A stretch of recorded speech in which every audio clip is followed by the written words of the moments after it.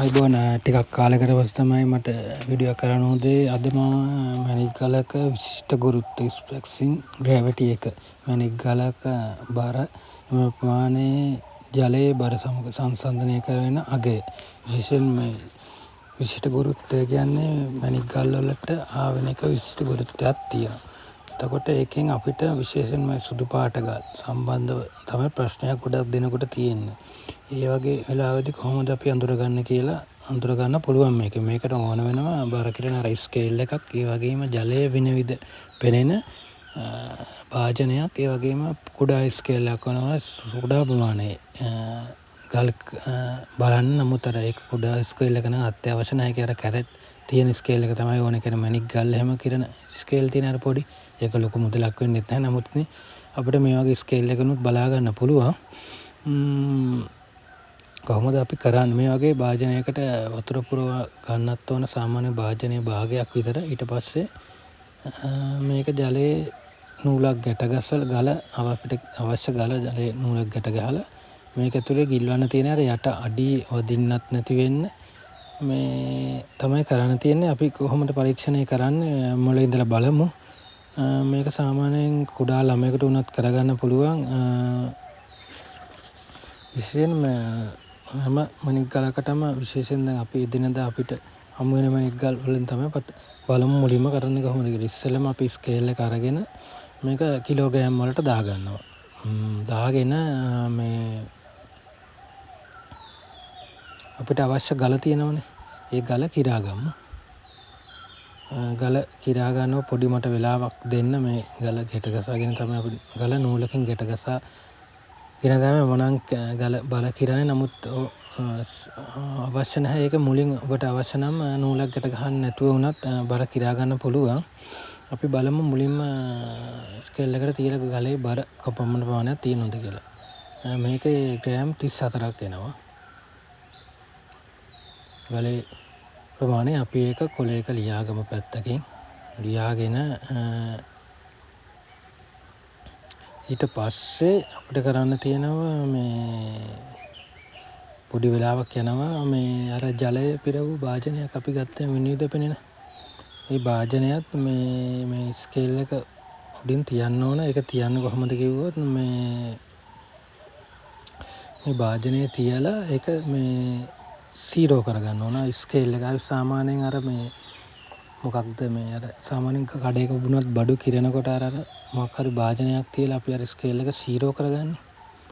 ඒ විදිහට මේකත් සීරෝ කරගන්න ඕන. අත වද්ද ගන්න නැතුව ගොඩක් සෙලවෙන්නේ නැතුව වත් ජලයේ ටික වගේ අත පොඩ්ඩක් අත වැදුනා. නමුත් මම ආයෙත් ඒක තියලා මේ ආයෙත් සීරෝ කරගමු. අපිට පොඩි පොඩි වෙනස් වීම් වුණොත් ආයෙ නැවත සීරෝ කරගෙන ඊට පස්සේ නැවතත් අර අපි ගැට ගැසූ ගල තියෙනවනේ අපිට සැක සහිත ගල.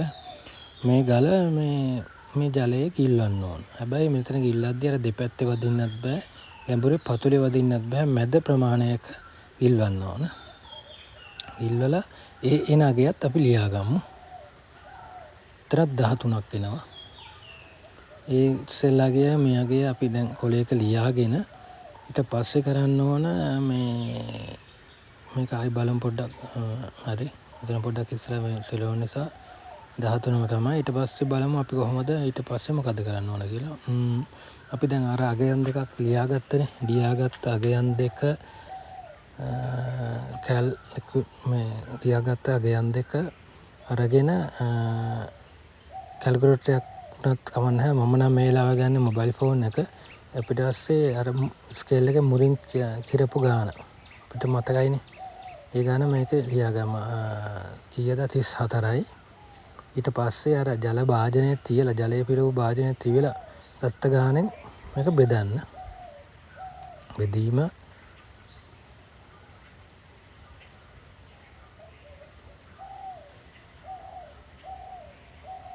13. බෙදීම 13. එතකොට එන ගාන කියනවා 2.66 ගානක්. ගොඩක් වෙලාවට මේ මැණික් ගලක විශිෂ්ට ගුරුත්වය. අපි සාමාන්‍ය විශිෂ්ට ගුරුත්වය බලන්නේ විශේෂයෙන් මේ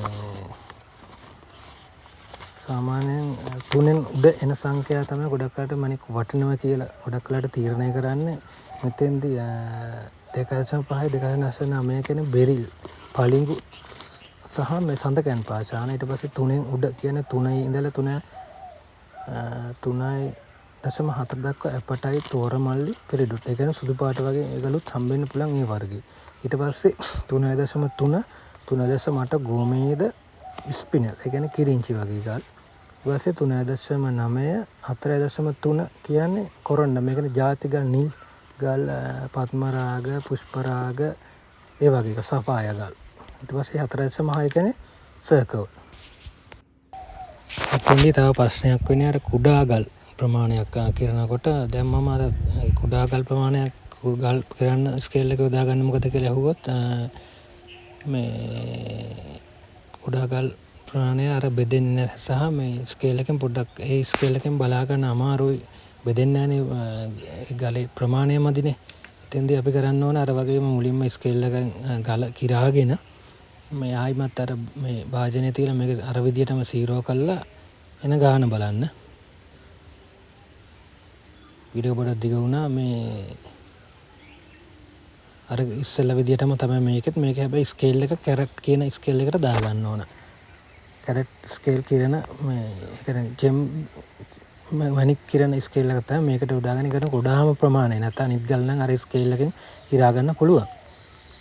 මේ ප්‍රශ්නයක් නැහැ. නමුත් අර ගොඩක්ම කුඩා ප්‍රමාණයේ ගල් ආවොත් දැන් අපි බලමු මේකේ මුලින් ආපු ගාන කීයද කියලා. මුලින් ආපු ගාම 4.45යි. ඒ කියන්නේ අර මුලින් ස්කේල් එක කැරට් ස්කේල් එකට දාලා මේක කරන්නේ කැරට් ස්කේල් එකට දාලානේ. ඒ ගාන අපි කැල් එක ගහගත්තා. ඊට පස්සේ ජලයේ භාජනය තියලා ඒක සීරෝ කරලා මේ ජලයේ පෙඟෙන්න තියලා يعني ජලයේ ගිල්වලා ගත්තම එන ගාන 1.2යි. ඊට පස්සේ මේක 3.72යි. ස්කේල් එකේ ආපු ගාන. ඒ කියන්නේ මේක එතකොට 3.0 උඩින් ගාලා. එතකොට මේක ගොඩක් වෙලාවට සෆාය වගේ වෙන්න පුළුවන්. 3.72. ගොඩකට මේක පුෂ්පරාගය දැක්කද? අර ඉස්සෙල්ලා ගාල 2.0 ගානයි ආවේ මේක 3.0 ගානක. ගොඩක් වෙලාවට 3.7යි කියන ගොඩක් ඉහළ සංඛ්‍යාවක ගලක්. මේක ඉතින් ගොඩක් වෙලාවට වටින ගලක්. මේක කුඩා ගලක්. මම අර වීඩියෝ එකේ පෙන්වන්න ඕන නිසා තමයි මේ කරේ. ගොඩක් වෙලාවට ගොඩක් සාමාන්‍යයෙන් අපිට ගලක් සාමාන්‍ය ස්කේල් එකකින් කිරා ගන්න පුළුවන් හැම ප්‍රශ්නයක් නැහැ. ගොඩක් වෙලාවට අර ඒ ස්කේල් එකෙන් කිරලා බැරිම වුණොත් තමයි මේ වගේ ස්කේල් එකක් ගන්න ඕන. මේකත් ලොකු ගාණක් වෙන්නේ නැහැ. සුළු මුදලකට ගන්න පුළුවන්. මේක 3.7යි. මම අර ස්කේල් එක කිව්වා වගේ ගොඩක් වෙලාවට අර මේ ක්‍රමයේදී බලන්නේ 3න් උඩ එන ගාන. අනුව තමයි අපි කෙනෙක් ගල් මේ වටිනවද නැද්ද කියලා තීරණය ගන්න. හැබැයි ඉතින් අර 2.6 කියන්නේ 6න් එතන එන සාමාන්‍යයෙන් පලිඟුණත් විශාල ගල් නම් වටිනවා. නමුත් ඉතින් මේක මේ ගොඩක් අය මේ සුදු පාට ගල් ගොඩක් අයට ප්‍රතිම සහගත වෙනවනේ. අපි එහෙනම් මේ තවත් ගලක් බලමු. මේ ඉස්සෙල්ලම අර ස්කේල් එක ගැන කියන්න බැරි වුණා. ඒක නිසා මේ මෙන්න මේ පොඩි ස්කේල් එක මේක ලොකු ගාණක් වෙන්නේ නැහැ. පොඩි ගාණකට ගන්න පුළුවන්. මේ අවශ්‍ය කෙනෙක් ඉන්නවා නම් WhatsApp එකට මෙසේජ් එකක් දාන්න. මේකෙන් අපි තව ගලක් බලමු. මේකත් මේ සුදු පාට ගලක්. ඒ වුණාට මේකත් මේ විශේෂ ගලක්. මේකේ අර CT කියන කැරට් කියන ස්කේල් එකට දාගන්න ඕන. ස්කේල් එකේ නම් බලුවේ අපි කිලෝග්‍රෑම් වලින් දාලා මේක සීරෝ කරගෙන ඊට පස්සේ අර වගේම ගලක් අරගෙන ඉස්සෙල්ලා මුලින්ම කිරා ගන්න ඕන.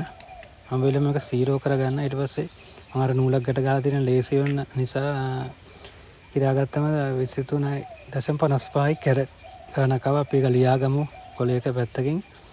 ඊට පස්සේ මේ නවතත් අර වතුර පුරපු භාජනයක් ගන්න ඕන. මේක අර පොඩි ස්කේල් එකක් නිසා පොඩි භාජනයක් තමයි ගන්න ඕන. නැත්තම් බර වැඩි නිසා පොඩි භාජනයක් අරගෙන තියලා අර වගේම සීරෝ කරගෙන මේකත් ගලේ ගැට ගස්සපු අර ගල ඇතුළට දාලා අපි බලමු මේකේ කැරට් ප්‍රමාණය කීයක් එනවද කියලා. මේකේ 7.5ක් එනවා. හරි ඉස්සෙල්ලා ගාන මේ ගාන ලියා ගන්න. ලියාගෙන බලමු අපි බෙදලා කොහොමද එන ගාන කියලා.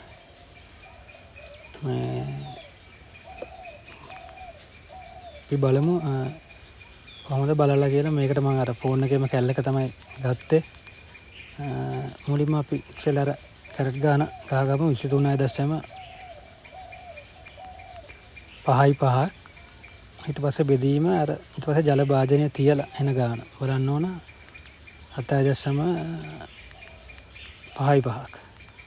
මේක 3.1 මේකත් වටින ගලක්. මේක මම චෙක් කරලා තිනවා. මේක අර ඉන්ස්ටයිට් කියන ගල. මේකත් මේ සුදු පාට ගල් අතර හම්බුණු ගලක්. ඉතින් මේ වගේ ගල් ඔයාලට මේ බලා ගන්න පුළුවන්. ගොඩක් අය මට WhatsApp එකටත් මෙසේජ් දාලා තිබුණේ. මම පොඩි chart එකකුත් මේ වීඩියෝ එකත් එක්කම දානවා. අවශ්‍ය නම් බලන්න පුළුවන්. ඒ වගේම Google එකේ ගිහිල්ලා ඔයාලටත් බලා ගන්න පුළුවන්. තාත්